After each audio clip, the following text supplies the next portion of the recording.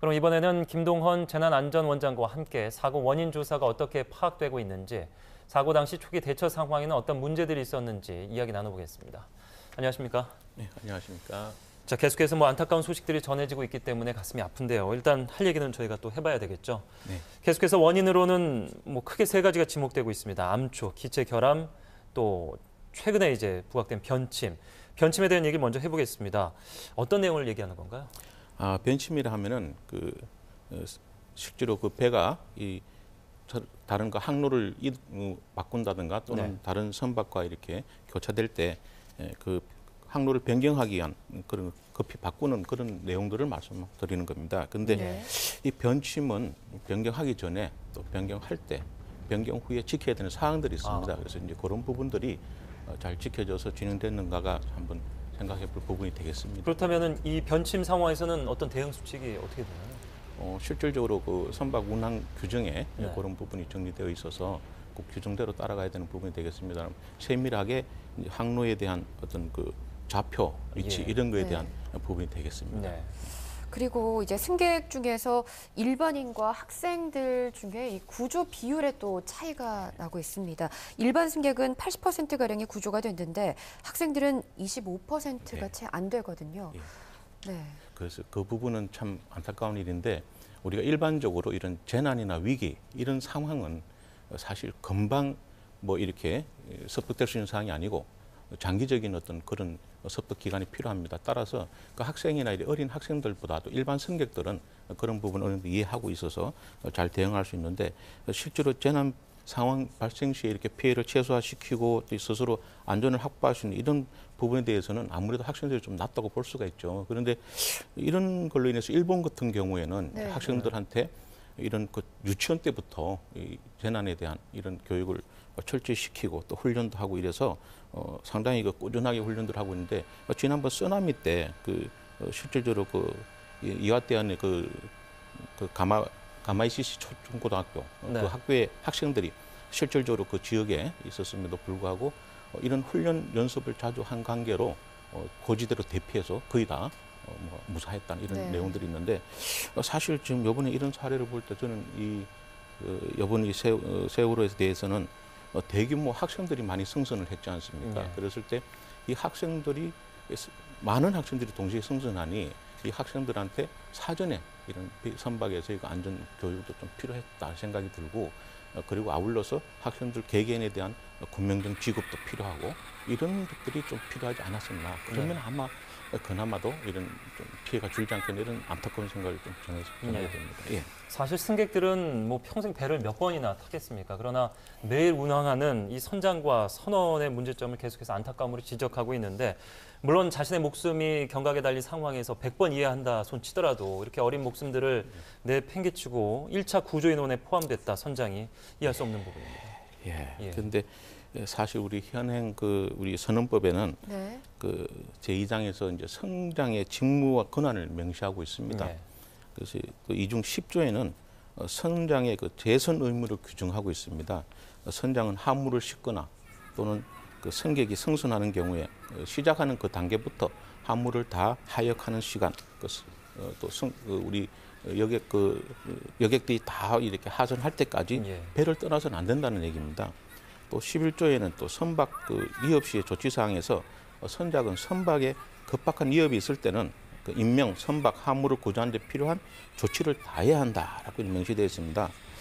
즉 선장은 모든 선원을 지휘하는 총책임자고 선박의 구조와 시설 등 가장 잘 파악하고 있는 전문가로서 이 선박 운항에 문제가 생겼을 때는 승객 탈출의 지휘와 통제를 책임져야 되지 않냐 이렇게 보고 있습니다. 그런데 반대로 국제 항해법에 따르면은 이 항해 시 조난사고가 발생한 경우에 할 수 있는 자는 자신을 구하라 이렇게 되어 있습니다. 그래서 그 법률에 의하면 또 이 선장도 거기 마찬가지에 속하기 때문에 참 아이러니한 그런 상황이라 볼 수 있겠습니다.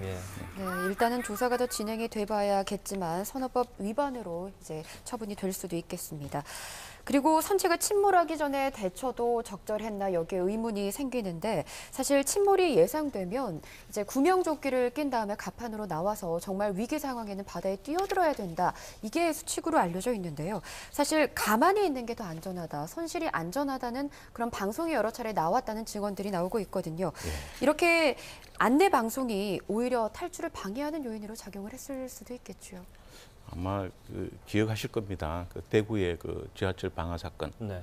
그때도 역시 기관사가 그렇게 자리를 이탈하지 말고 앉아 있으라고 방송했었죠. 이번에도 똑같은 그런 상황인 것 같아요. 그래서 이 대구 같은 경우는 그 이후로 이제 지하철 그 사령 체계나 이런 걸 다 바꾸고 해서 많은 부분이 개선되어서 이제 그런 일이 이제까지는 생기지 않는 이런 상황입니다만은 자리에 그대로 있으라. 사실 학생들은 또 학생들이나 어린 애들은 뭐를 시키면은 그걸 그대로 따라 하든가 아니면 울고 앉아 있는 거예요. 그죠? 그래서 이번에 이런 상황을 놓고 봤을 때 학생들이 그 순진하게 그 자기네들 시키는 대로 앉아 있었던 게 결국은 피해가 크다 이렇게 볼 수 있겠습니다. 단체로 모여있는 순간에서 학생들은 주체성을 발휘하기가 힘들죠. 그렇기 때문에 성인에 비해서 분명히 지시사항을 잘 따랐을 것이라는 생각이 듭니다. 자, 최초 사고 접수 시간과 또 증언자들 사이의 목격 시간, 또 영상으로 알려진 시간 간의 차이들이 있는데 일단 명확한 것은 시간이 한 1시간 남짓이 분명히 있었습니다. 이 사이에 아무런 대처나 또 뭐 구조 작업이 이루어지지 않았다. 이 부분은 어떻게 생각할 수 있을까요? 상당히 이 사령 체계의 문제라고 저도 봅니다. 거기다가 또 덧붙여서 말하면 상황 관리 체계의 문제, 종합적인 어떤 문제를 볼 수 있는데요. 실제로 이번에 그 아시다시피 이 여러 가지 그 집계도 이렇게 혼선이 있었고 이 초동 대응부터 이 상황 전체 전개되는 데 있어 가지고 누가 봐도 이거는 혼란 그 자체였습니다. 그래서 이 모든 걸 놓고 봤을 때 사실 이런 시간대부터 1시간 정도 여유가 있는데도 그 사실 차근차근 승객들을 대피시켰으면 1시간면은 뭐 다 대피했을 것이다라고 다 누구도 생각할 수 있을 상황입니다. 그래서 참 그런 부분들, 이 초동 대응 부분이나 이런 그 상황 관리 체계나 이런 게 복합적으로 모든 게 문제가 있었지 않나 이렇게 보고 있습니다. 네. 그런데 이제 그렇게 차근차근 대처가 이루어졌다고 하더라도 구명 뗏목이 상당히 중요한 역할을 했을 텐데 세월호에는 46척이 있는 걸로 알려졌습니다. 그중에 한 척만이 작동을 했습니다. 작동하지 않은 이유는 어디에 있다고 보십니까? 사실 이제 그 세월호 같은 이런 큰 배에는 그 라이플 레프트라는 그런 이제 군명조끼나 군명정 이런 게 그 성선하는 인원수만큼 배치가 되어 있습니다. 그런데 사실 우리 군명정으로 인해서 사실 예전에 사고가 좀 있었습니다. 그래서 그게 오작동을 해서 사람들이 다친 사고가 있었고 이래서 아마 그것을 이렇게 잘 전부 이렇게 묶어 놓지 않았나. 수동으로 전환하는 그렇죠. 그래서 그런 상황들이 있었는데 그게 아마 잘 작동이 안 된 그런 케이스고 다행히 한 개는 또 작동됐다니까 뭐 제가 볼 땐 그런 상황이었습니다. 좀 더 깊게 보는 거는 구조적인 부분 조사를 좀 해봐야 될 거라 생각이 듭니다. 그럼 자동으로 그게 펼쳐지지 않았다면 선원들이 수동으로 작동을 시켰어야 되는 거 아닙니까? 위기 상황에서는. 그러죠. 그런데 먼저 하선들 하시고 이렇게 상황이 됐으니까 이런 상황이 됐는데 그 총체적으로 전체적인 프로세스나 이런 거를 잘 한번 점검해서 실제로 구조적인 거, 비구조적인 거, 또 실제로 우리가 뭐 이 사람에 대한 또 인간공학적인 거, 사회과학적인 여러 가지 관점에서 전체적인 어떤 대책을 세워야 되지 않겠나 생각하고 있습니다. 자, 뭐 저희가 뭐 아르바이트생이라고 하는데 22살 박시영 씨에 대한 얘기가 계속해서 나옵니다만은 다른 선원들이 다 대피한 이후에도 매뉴얼에 있는 가장 기본적인 거죠. 22살임에도 분명 인지하고 있었습니다. 마지막까지 승객을 내보내고 자기는 마지막에 나가겠다. 그런데 왜 그렇게 오랜 시간 운행을 했던 그 배 안의 선장이나 다른 선원들은 이 매뉴얼대로 지키질 않았을까요?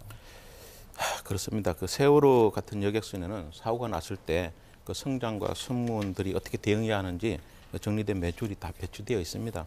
하지만 그 조난 구조까지 요청된 그런 세월호는 사실 이 매뉴얼이 무용지물이 아닌가. 해운법에서는 선사마다 이런 선박 사고에 대한 매뉴얼을 그 운항 관리 규정으로 해서 운용하도록 되어 있습니다. 그런데 이 매뉴얼이 비상 상황 발생했을 때 사실 그 선장과 선무원들의 행동 요령을 규정하고 있음에도 불구하고 바다 위에서 선박이 사고가 나면은 선장은 가장 먼저 해양경찰청이나 항만청 강제실에 상황을 보고해야 됩니다. 이런 게 이제 그 매뉴얼의 가장 정리되어 있는데요.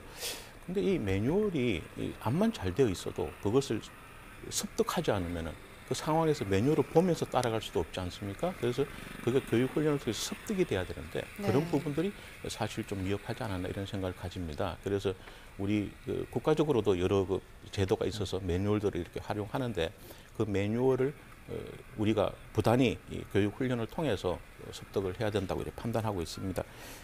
결국은 그 주기적인 교육과 훈련 그게 필요하다는 생각입니다. 예. 자, 오늘 뭐 많은 얘기 나눠봤습니다만 정말 안타까운 얘기를 계속해서 나눴습니다. 지금까지 김동헌 재난안전원장과 함께했습니다. 고맙습니다. 네, 고맙습니다.